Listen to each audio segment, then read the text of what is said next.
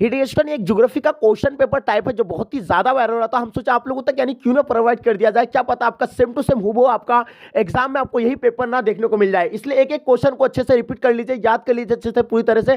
चलेगा इसको शुरू करते उससे पहले आप लोग से मेरा रिक्वेस्ट है कि अभी तक आप मेरे चैनल को सब्सक्राइब नहीं किया तो चैनल को सब्सक्राइब कर लेंगे और बहुत आसान तरीका से आप यानी 35 ऑब्जेक्टिव जो है हमारे शीट पर आप यानी आसान तरीके से टिक करके आ सकते हैं। तो चलेगा इसको शुरू करते हैं। क्वेश्चन आपके स्क्रीन पे जैसे देख पा रहे हैं आप लोग, सरदार सरोवर परियोजना किस नदी पर है? पहला आपका नर्मदा नदी, दूसरा आपका गंगा, तीसरा आपका कोशी, चौथा आपका दामोदर।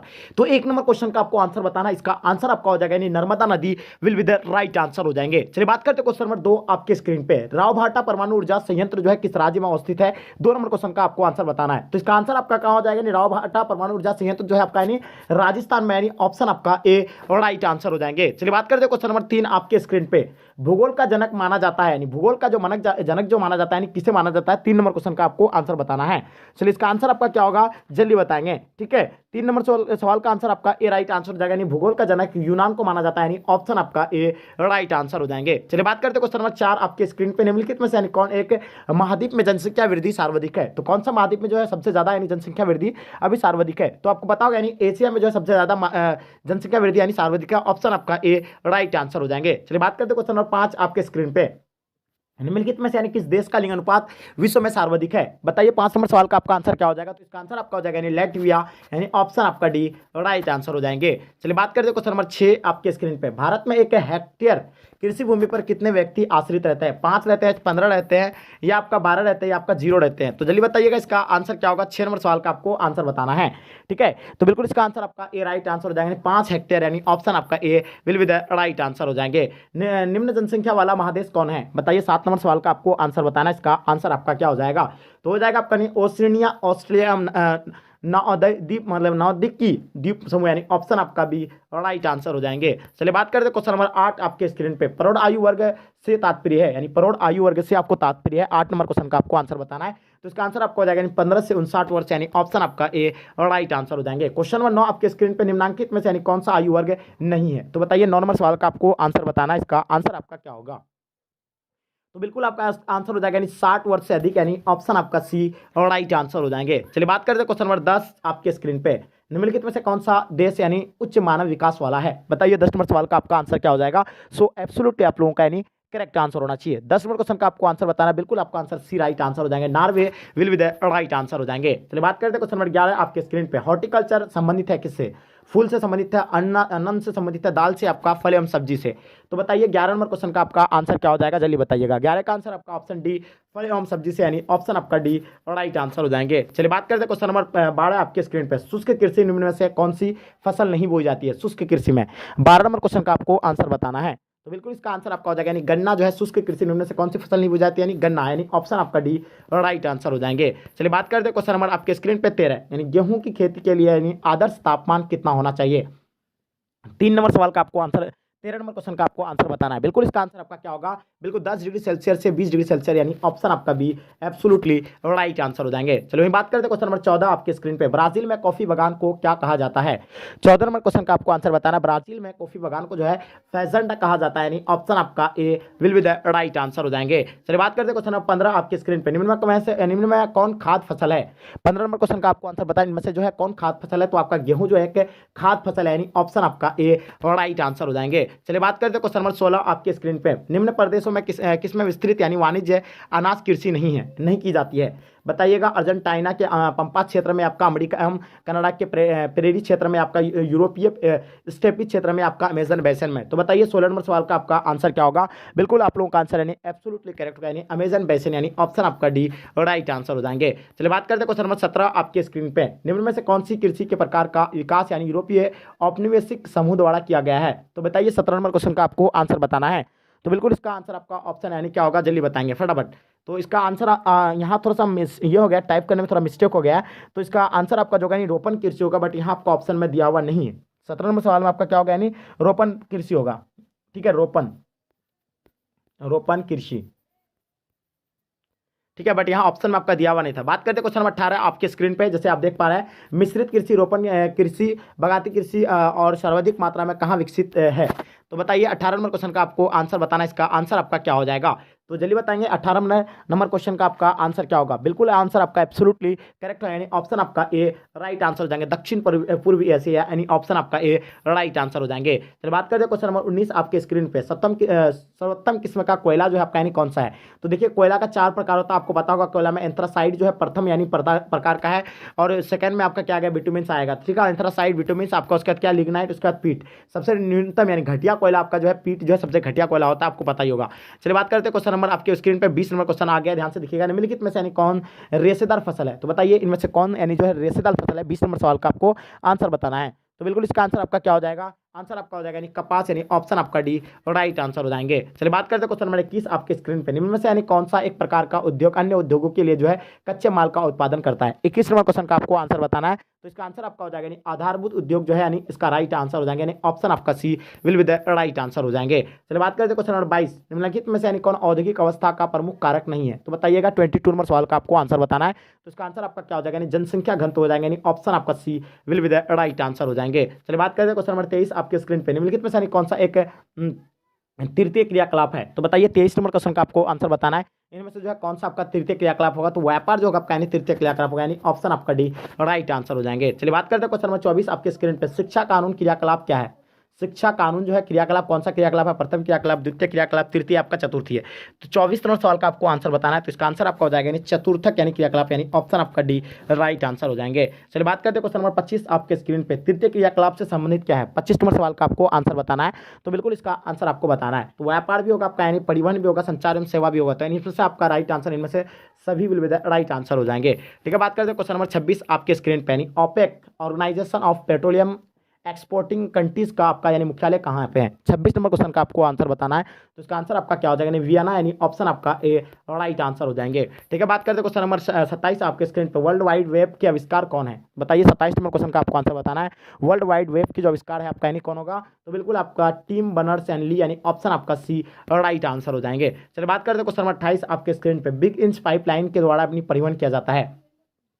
बिग इंच पाइपलाइन के द्वारा जो है परिवहन किया जाता है। 28 नंबर क्वेश्चन का आपको आंसर बताना है। इसका आंसर आपका क्या हो जाएगा। तो बिल्कुल इसका आंसर आपका हो जाएगा यानी पेट्रोलियम, ऑप्शन आपका सी राइट आंसर हो जाएंगे। बिग इंच पाइपलाइन के द्वारा परिवहन किया जाता है यानी पेट्रोलियम, यानी ऑप्शन आपका सी राइट आंसर हो जाएंगे। विश्व का व्यस्तम समुद्री मार्ग कौन सा है। 29 नंबर क्वेश्चन का आपको आंसर बताना है डियर स्टूडेंट। बिल्कुल इसका आंसर आपका क्या होगा।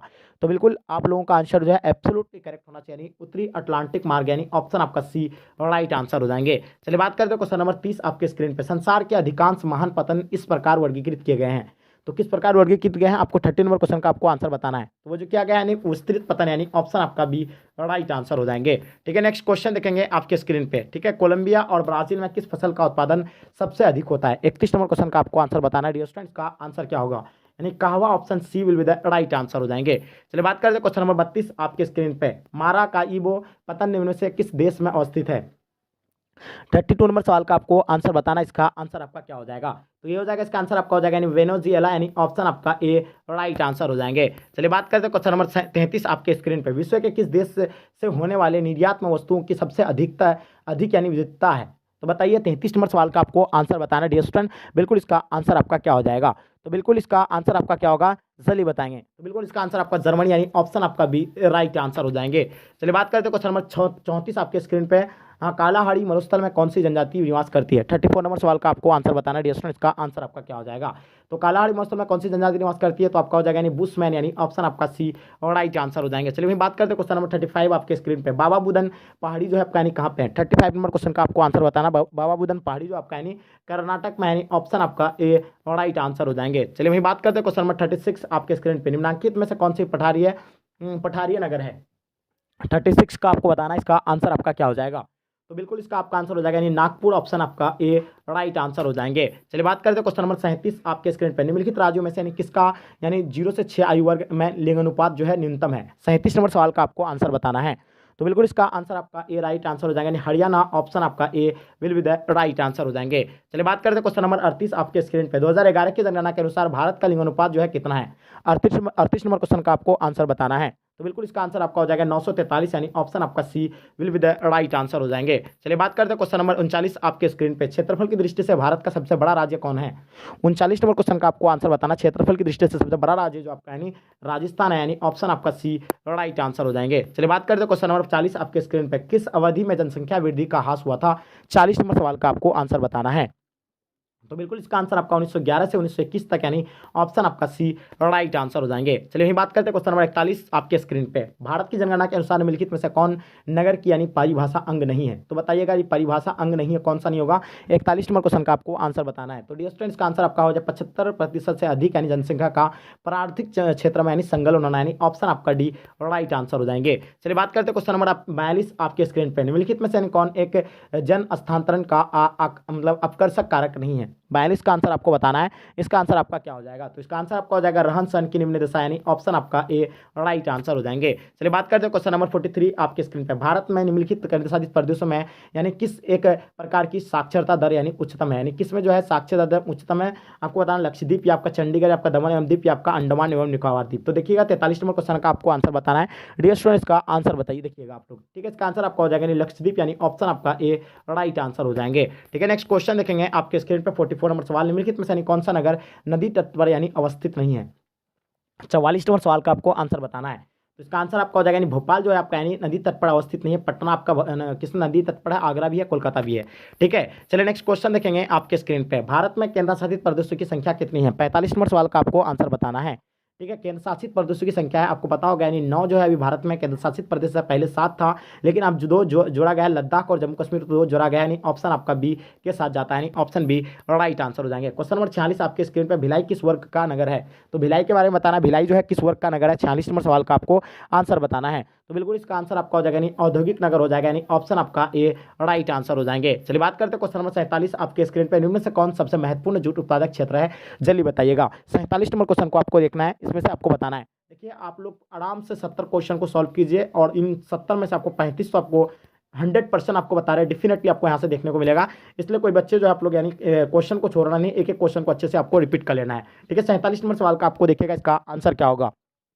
बिल्कुल इसका आंसर आपको पता ही होगा, यानी गंगा डेल्टा, यानी ऑप्शन आपका भी राइट आंसर हो जाएंगे। चलिए बात करते हैं क्वेश्चन नंबर 48 आपके स्क्रीन पर। निम्नलिखित में से कौन भारतीय कृषि की समस्या है?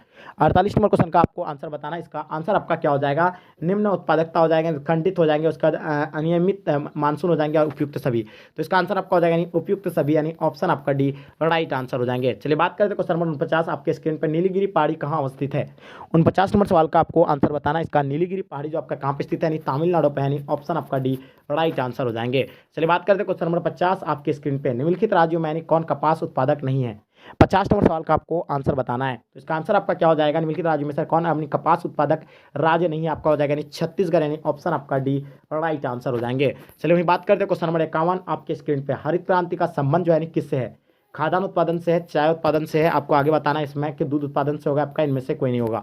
तो इसका आंसर जो होगा आपका यानी खाद्यान्न उत्पादन से हो जाएगा, यानी ऑप्शन आपका ए राइट आंसर हो जाएंगे। ठीक है, नेक्स्ट क्वेश्चन देखेंगे आपके स्क्रीन पे। 52 नंबर सवाल। सरदार सरोवर परियोजना किस नदी पर है?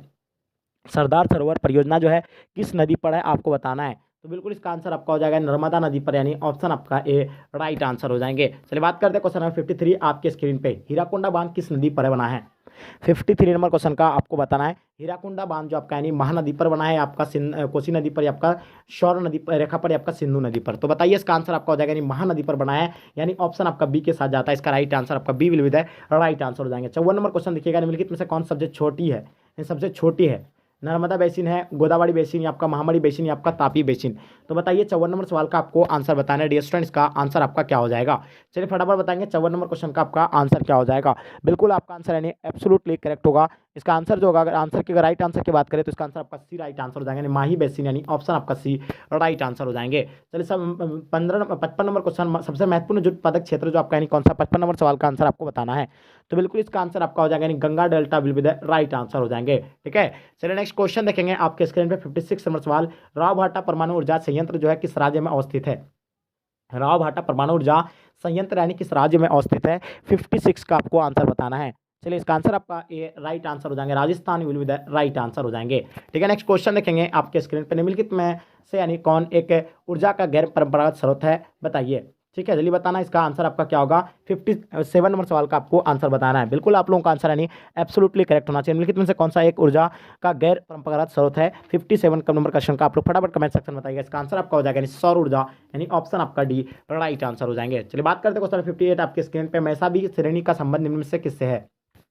58 नंबर सवाल का आपको आंसर बताना, लोहा एस किससे, कोयला आया, तांबा आपका सोना। तो बताएंगे इसका आंसर आपका क्या हो जाएगा।